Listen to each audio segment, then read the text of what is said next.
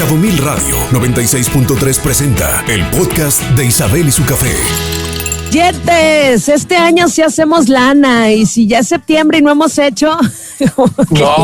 Yo espero que para estos momentos del año ya teníamos que mínimo haber hecho nuestro colchoncito, ¿no crees?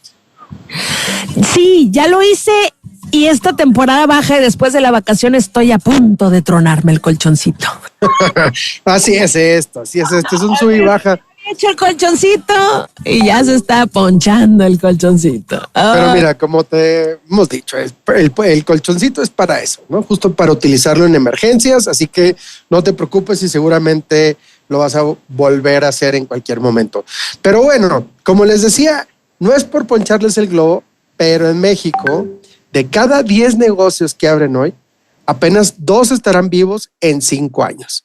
Así que está dura esta estadística, y lo dice nada más y nada menos que pues nuestro eje rector de estadística, que es el INEGI. Y ojo, no estamos hablando de cualquier cosa. Las pymes, y ahorita quiero explicarles un poquito más para aquellos que no estén familiarizados con el término, las pymes son el motor de la economía, ya que representan el 99.8% de las empresas del país, imagínense, o sea, en su gran mayoría. Ahora, generan el 72% del empleo formal y aportan alrededor del 52% del PIB. O sea que sin pymes, pues no hay chamba, no hay crecimiento. Entonces, ¿por qué se mueren tan rápido? Y pues vamos a desmenuzarlo. No sin antes ampliar un poquito el concepto de la pyme. La pyme significa pequeña y mediana empresa, y básicamente son 3. La microempresa, que son hasta 10 empleados, o ventas anuales de hasta 4 millones de pesos aproximadamente. Por ejemplo, una tiendita, una papelería de barrio, un taller mecánico, algo que pues no es muy grande, ¿no? Luego viene la parte de la pequeña empresa, que es entre 11 y 50 empleados. Básicamente son en comercios, en servicios, o hasta 100 empleados en la parte de industria. Las ventas anuales más o menos es hasta 100 millones de pesos anuales. Por ejemplo, un restaurante con varias sucursales, una pequeña fábrica, etcétera.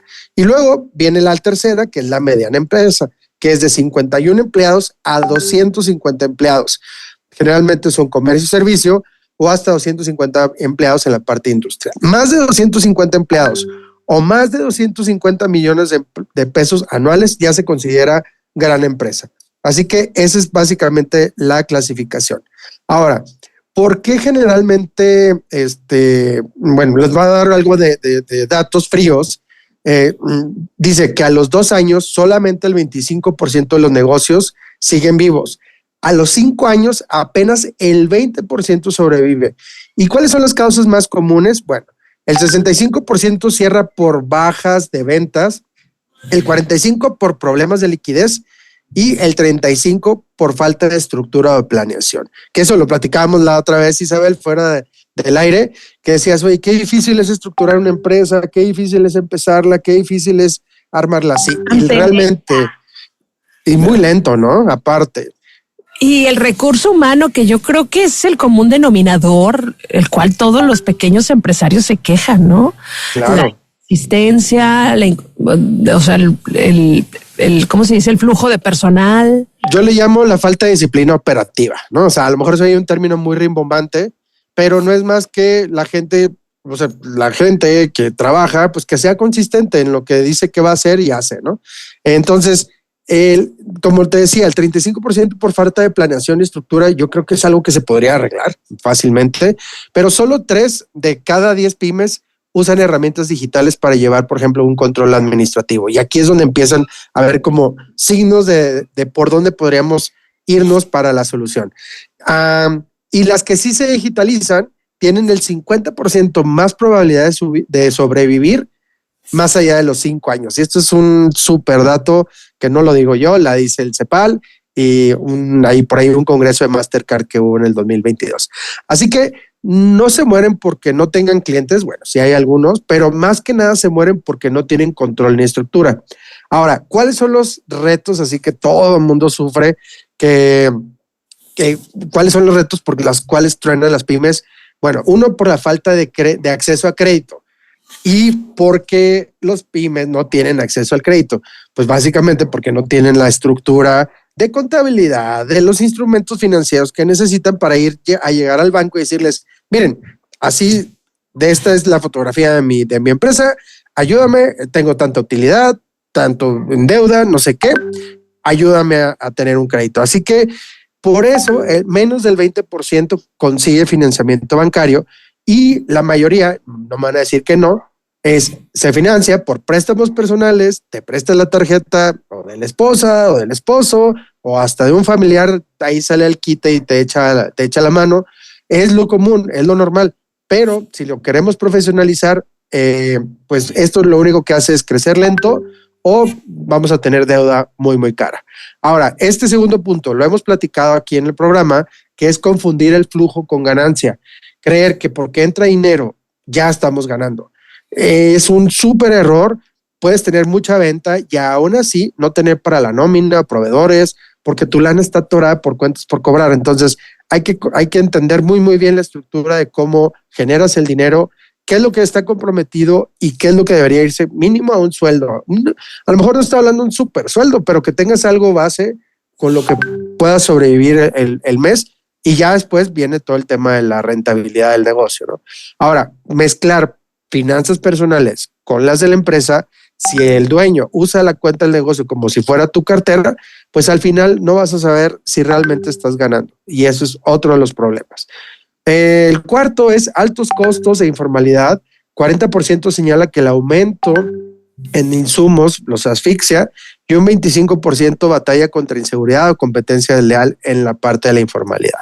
Y por último, y pues yo creo que es la más importante y es la que podemos ayudarles a estructurarlo, es la falta de estructura. Aquí está el golpe bajo. Muchos negocios arrancan con ganas, pero sin procesos claros, sin roles definidos y sin un sistema para crecer. Así que te conviertes como en el todólogo, el mismo que cobras, el que vendes, el que compras, el que paga, etcétera. Pero al no tener esta estructura, el negocio puede quedarse como en buenas intenciones y pues la verdad ahí te vas a quedar y nunca vas a poder escalar. Así que mis consejos prácticos, ¿cómo lo hacemos para que no seas parte de la estadística? Aquí te van 3 consejos muy sencillos. El primero es el control básico de ingresos y egresos. Eso es, no necesitas así una gran herramienta. Con un Excel bien llevado, hasta en Google lo puedes llevar, ya no necesitas el Excel. Puedes tomar nota, ir siendo muy disciplinado o muy disciplinada. Eso es, creo que es la base de todo, la disciplina operativa. En cuanto seas disciplinado, vas a ver que las cosas van a ir mejorando.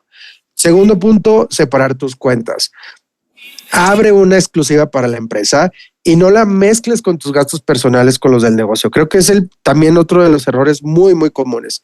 Y por último, hay que planear tu flujo de efectivo a 6 meses.